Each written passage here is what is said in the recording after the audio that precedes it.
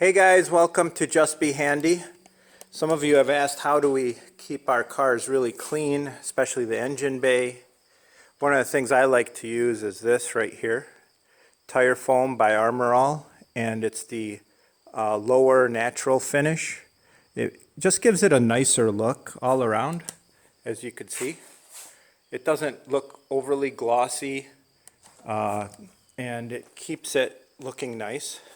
So that's what I would recommend. Just spray it on and then wipe it with a rag after 10 minutes if it didn't dry on its own.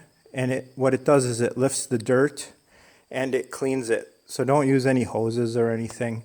But also it keeps all your hoses clean, like you can see right here, the battery. All of that would be looking really nice and clean for you. And you can get in everywhere with it and just let it dry on its own. It works really well. You can even get it into this cowl area right here, and it'll make your car look really, really nice.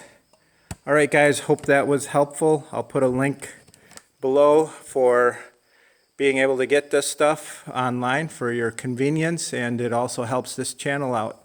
Have a blessed day. Bye.